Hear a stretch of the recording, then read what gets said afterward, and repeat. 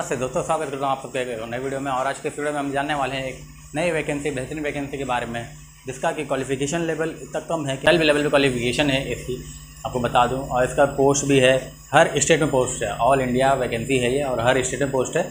और इसमें मतलब अदर स्टेट के बच्चे जो हैं वो ना ही भरे तो बेहतर है, क्योंकि वैकेंसी जो है आप सभी को हर स्टेट में है, तो अपने स्टेट वाइज भरेंगे तो ज़्यादा बेहतर होगी। ठीक है, तो चलिए देर ना करते हुए वीडियो को स्टार्ट करते हैं। और इस वीडियो में मैं आपको इस वैकेंसी की संपूर्ण जानकारी दूंगा। ठीक है, तो सबसे पहले देखा कि जैसा कि मैंने आपको बताया, ये CIS कांस्टेबल और फायर रिक्रूटमेंट में ये वैकेंसी निकल कर आई है। और इसका अप्लाई डेट जो है आप लोगों का यहाँ पर 31 अगस्त से यह अप्लाई फॉर्म जो है स्टार्ट होना चालू हो जाएगा। ठीक है, तो देखा आप लोगों ने, बहुत ही जल्द एक नई वैकेंसी आप लोगों के लिए आने वाली है। और इसका लास्ट डेट जो होगा वो होगा आपका 30 सितंबर। ठीक है, 31 अगस्त को अप्लाई स्टार्ट हो गया, 30 सितंबर तो आप लोग का लास्ट डेट है। 1 महीने तक आपको टाइम है। फीस जो होगी इसकी, जनरल, OBC या AWS अगर आप आते हैं तो मात्र आपको यहाँ पर 100 रुपये इसकी फ़ीस है। वहीं अगर आप अदर मतलब कि आप ST, SC या फिर फीमेल तो आते हैं तो आपको यहाँ पर 0 रुपये फ़ीस पे करना है।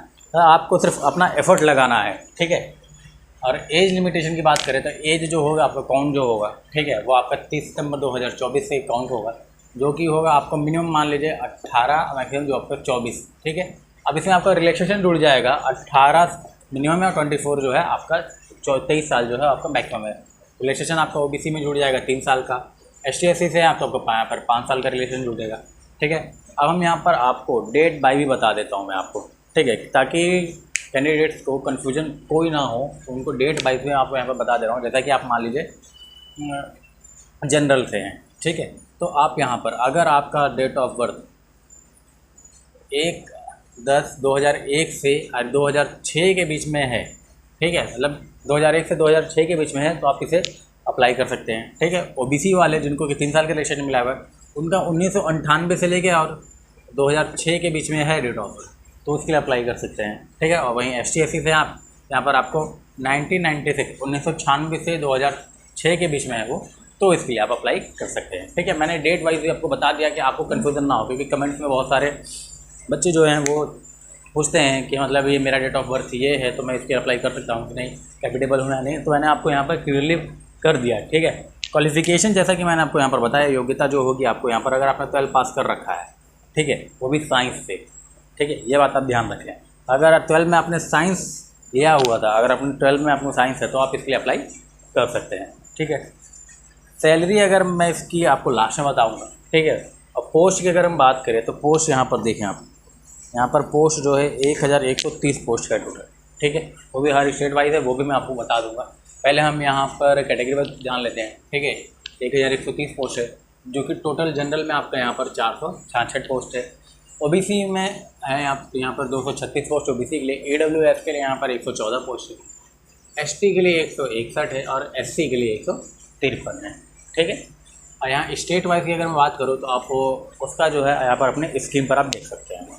देखिए दोस्तों, आपको मैं बता रहा हूँ स्टेट वाइज वैकेंसी और कैटेगरी वाइज वैकेंसी। ये हो गया जनरल का, EWS का हो गया, अनुसूचित आपका जाति हो गया, अनुसूचित जनजाति हो गया, अति पिछड़ा वर्ग OBC हो गया। ठीक है, तो ये आपको मैं बता रहा हूँ। और कुल यहाँ पर वैकेंसी अंडमान निकोबार पर वैकेंसी 0 है भैया। आंध्र प्रदेश में वैकेंसी 27 और 5 कुल मिलाकर 32 है। आपको हो गया सर अलग अलग क्यों है? देखो, एक संपूर्ण राज्य है, एक नक्सल प्रभावित जो आपका डिस्ट्रिक्ट होता है ना, आतंकवाद वाला, जो उसको मिलाकर है 5। ठीक है, अरुणाचल प्रदेश में आपका 15 है, असम में आपका 164 वैकेंसी हो गया, बिहार में भैया 56 वैकेंसी है। कैटेगरी में देखिए, जनरल का 26 है, EWS का 6 है, अनुसूचित जाति का 209 है, अनुसूचित जनजाति ST का भैया 0 है। तो ST आप चाहो तो जनरल से भी अप्लाई कर सकते हो अगर आपके राज्य में सीट नहीं है। और अतिरिक्त पिछड़ा वर्ग यानी OBC का 15 सीट है। ठीक है, चलो ये आपको मैंने बताया। चंडीगढ़ में देखो दोस्तों, आपका हो गया यहाँ पर चंडीगढ़ में तो आपका सीट नहीं है। बाकी दोस्तों छत्तीसगढ़ में देखो 14 और नक्सल, क्योंकि छत्तीसगढ़ का ज्यादा डिस्ट्रिक्ट देखोगे नक्सल वाला और आतंकवाद वाला जो पीड़ित है ना वो है, तो वो दोनों मिलाकर वैकेंसी देखो तो भैया 41 और 14 यानी लगभग आपका 55 वैकेंसी हो गया एग्जैक्ट। ठीक है, बाकी दोस्तों इसके अलावा ज्यादा नहीं है। दिल्ली में आपका 9 हो गया, गोवा में 1 है, 32 आपको गुजरात में, हरियाणा में आपका 14 है, हिमाचल में आपका 4 है, और जम्मू कश्मीर में आपका 65 वैकेंसी है। ठीक है, वैसी तरह दोस्तों सभी राज्यों को बताता हूँ। झारखंड में आपका 18 और नक्सल में 29, यानी दोस्तों ये कुल मिलाकर वैकेंसी आपका हो जाता है आपका 47 वैकेंसी। बाकी कर्नाटका में 33 है, केरल में 18 और 19 मिलाकर 37 वैकेंसी हो गया। बाकी लक्षद्वीप मध्य प्रदेश में आप लोग देख सकते हो 39 वैकेंसी है। इस तरह महाराष्ट्र में जो 61 और 11 72 वैकेंसी था। अच्छा खासा वैकेंसी है, सभी राज्यों को यहाँ पर दिया गया। राजस्थान में अगर 37 वैकेंसी है, सभी राज्यों को मिला लीजिए कितना कितना है। नागालैंड मिजोरम यहाँ पर दिया गया वैकेंसी, ठीक है ये है। बाकी उत्तर प्रदेश में आपका भैया 108 पोस्ट है, उत्तराखंड में 49 पोस्ट है, पश्चिम बंगाल में 9 है, ठीक है, त्रिपुरा में आपका 26 है। तो ये है दोस्तों तमाम राज्यों का यहाँ पर चर्चा किया गया, आपको सारा मैंने बता दिया। यहाँ पर आप लोगों को पोस्ट क्लियर हो गया। अब इसके आगे का प्रोसेस मैं आप सभी को थोड़ा बताता हूँ, ठीक है। जैसे कि इसका सिलेक्शन प्रोसेस के बारे में, सिलेक्शन प्रोसेस इसका जो है आप लोगों के लिए यहाँ पर आपका पहले यहाँ पर पीईटी होगा, उसके बाद पीएचडी होगा। पीईटी और पीएचडी में क्या डिफरेंट है, तो पीईटी में आपको मैं बता दूँ, यहाँ पर पहले आपका हाइट और चेस्ट नापा जाएगा, ठीक है। पहले हाइट और चेस्ट नाप लिया गया, उसके बाद आपका यहाँ पर फिजिकल, ठीक है, ये आप फिजिकल में ही आएगा। हाइट और चेस्ट नाप लिया, उसके बाद आपको यहाँ पर रनिंग के लिए करेगा। ऐसा नहीं है कि आपको पहले मेहनत करवा लिया, आपको दौड़वा लिया, उसके बाद आपका यहाँ पर हाइट और नापा तो भाई कम है तो जाओ, नहीं ऐसा नहीं है। आपको पहले यहाँ पर उसको आपका हाइट और चेस्ट नाप लेंगे, अगर वहीं से उनको कम लगेगा तो आपको वहीं से भेज देंगे, आपको मेहनत करने की आवश्यकता नहीं है, ठीक है। फिर उसके बाद आपको पीईटी और पीएचडी अगर आप वहाँ पर क्वालिफाई करते हो तो उसके बाद आपका यहाँ पर डॉक्यूमेंट वेरिफिकेशन होगा, ठीक है। उसके बाद आपका आएगा यहाँ पर राइटिंग टेस्ट, उसके बाद लास्ट में होगा आपका मेडिकल, ठीक है। उसके बाद अब देखें यहाँ पर फिजिकल में आपको करना क्या है, यहाँ पर रनिंग जो होगा आपका 5 किलोमीटर का होगा, जो कि आपको यहाँ पर 24 मिनट में पार करना है, ठीक है भैया ध्यान दीजिएगा, 5 मिनट में 24 किलोमीटर। हाइट जो होगी आपकी यहाँ पर 170 सेंटीमीटर, ठीक है, जनरल ओबीसी के लिए। ST SC से हैं आप तो यहाँ पर आपका यहाँ पर 162.5 सेंटीमीटर है, ठीक है। वहीं आप किसी पहाड़ी क्षेत्र से आते हैं, ठीक है, तो आपको यहाँ पर 165 सेंटीमीटर आपका हाइट होना चाहिए पहाड़ी क्षेत्र वालों को, ठीक है। जनरल ओबीसी के लिए यहाँ पर 170, ST SC के लिए 162.5 है, और हिल्स एरियाज वालों को यहाँ पर 165 सेंटीमीटर है, ठीक है। चेस्ट की अगर हम बात करें तो चेस्ट जनरली है यहाँ पर 80 सेंटीमीटर, जैसा कि आपको फुलाना होता है, ठीक है, 80 और 85, ठीक है। अब हम इसके सिलेबस की बात कर लेते हैं, ठीक। सिलेबस में आपका यहाँ पर आपको यहाँ पर 100 क्वेश्चन रहेंगे, ठीक है, 100 अंक के लिए, और आपको इसके लिए प्रॉपर आपको टाइम दी जाएगी, वो होगी 2 घंटे की, ठीक है। और उसमें नेगेटिव मार्किंग जो है वो नहीं है, ठीक है, नो नेगेटिव मार्किंग, ठीक है।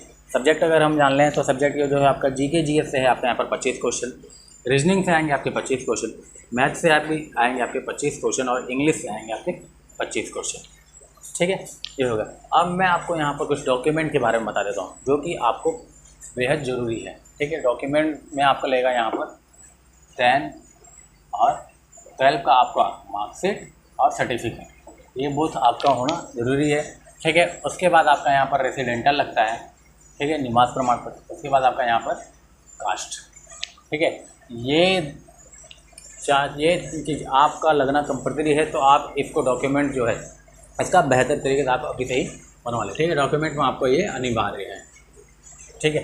मैंने आप सभी को सारी चीज़ें बता दी। अगर उसके बाद भी अगर कोई कन्फ्यूजन रहता है तो कमेंट के माध्यम से आप मुझे पूछ सकते हैं, मैं बहुत जल्द से जल्द कोशिश करूँगा आप सभी के डाउट्स क्लियर करने की, ठीक है। इस वीडियो में बस इतना ही। अगर कोई भी दिक्कत हो तो कमेंट सेक्शन आप सबके लिए खुला है। तो चलिए मिलते हैं अब अगली वीडियो में। और हाँ, अगर आप हमारे चैनल पर नए हैं तो हमारे चैनल को सब्सक्राइब करें और हमें सपोर्ट करें।